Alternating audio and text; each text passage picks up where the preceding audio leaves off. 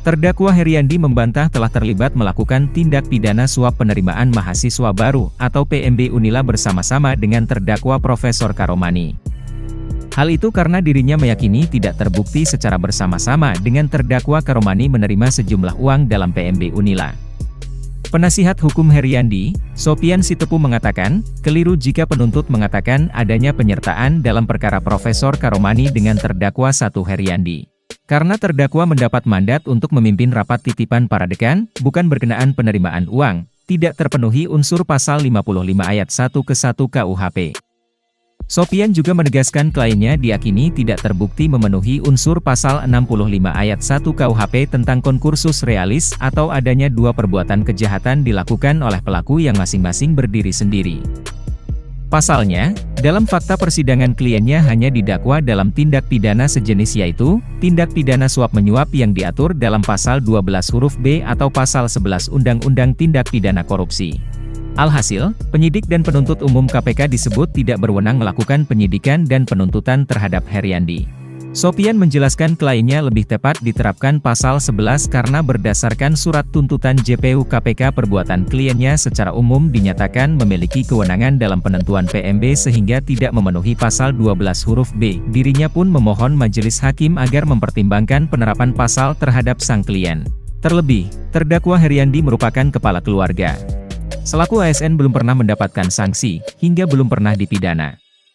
Sopian memohon kepada majelis hakim agar dapat memutus perkara dengan menyatakan terdakwa Heriandi tidak terbukti melakukan tindak pidana suap bersama-sama dengan Karomani, itu sebagaimana dakwaan dan tuntutan penuntut umum KPK.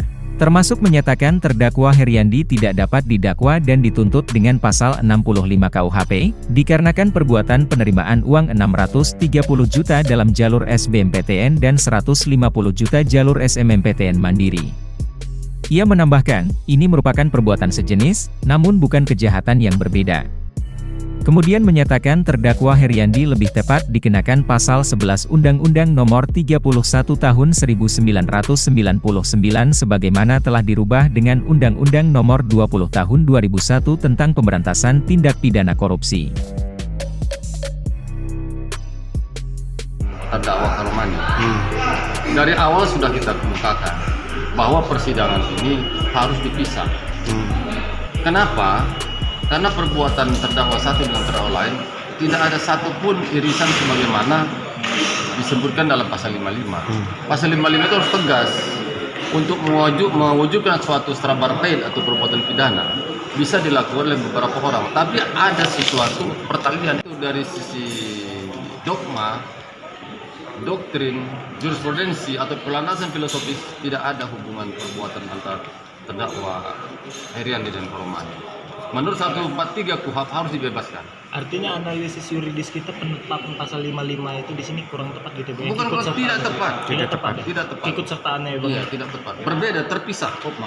Terpisah perbuatan Karomani dengan Heriandi. Ya gratifikasi mungkin karena saya tidak lapor KPK ya. Tapi kita ngaku menyesal ya, kita nggak lapor. Betul. Karena tidak lapor KPK itu aja ya. Prof, kebohongan macam apa Prof yang Prof tadi jelaskan klaim terhadap media Prof?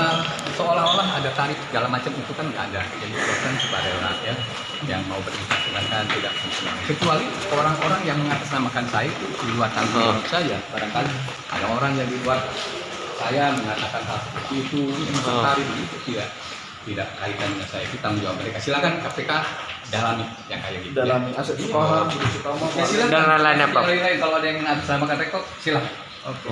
Supaya ada keadilan. Prof, kalau soal tuntutan Prof, apakah itu sudah layak atau itu tidak sesuai dengan hati nurani kita? Ya, saya kira karena faktanya seperti itu, saya tidak merasa yang seperti dilakukan dan saya mohon berharap keadilan yang seadil-adilnya. Hukuman sosial ini sudah cukup berat. Prof, dalam pledoi kita minta dibebaskan Prof. Enggak, saya minta hukuman seringan-ringannya saja. Kalau salah tidak melaporkan. Tapi kita salah ya Prof. Iya. Baik. Tidak melaporkan KPK dapat apa sumbangan Pak. Terima kasih Prof. C sampai N. Kita kembalikan. C sampai N. Karena kan barang-barang bukti yang saya sebutkan dalam pembelaan kami itulah adalah aset-aset yang diperoleh oleh terdakwa jauh sebelum beliau menjabat sebagai rektor. Gitu loh. Nah, posisi barang bukti yang dimaksud untuk dikembalikan kepada terdakwa atau klien Anda itu posisinya seperti apa saat ini oleh jaksa penuntut umum? Ada yang berbentuk tanah dan bangunan, ada yang berbentuk uang di tabungan di bank, ada yang bentuk deposito. Bukan statusnya disita atau untuk di bagian dirampas? Atau Kan gimana? kalau di dalam penyidikan kemarin itu diambil oleh penyidik, Oke. disita oleh penyidik. Oke. Kemudian di dalam persidangan kemarin kan dimintakan oleh jaksa untuk disita dan akan digunakan untuk kepentingan negara, dirampas. Kan seperti itu.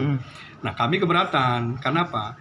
Itu adalah aset-aset yang diperoleh jauh sebelum beliau menjadi rektor. hubungan dalam perkara ini Tidak.